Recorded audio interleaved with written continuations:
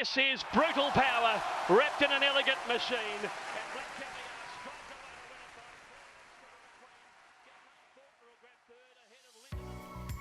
In this video I'm just going to show you a quick enhancement we've made to the stable update function. Click new update, select where you want it to go,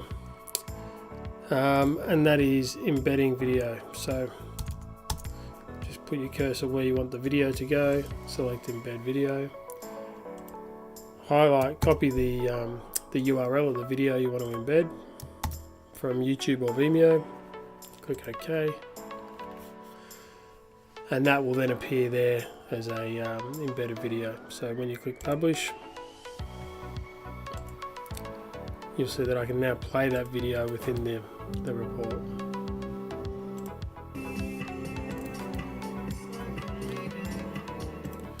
Don't worry about first name, that's just a placeholder. You'll see in the email that it's actually in there as the owner's first name. So that's a new feature. If you've got any questions, please email support@prism.org.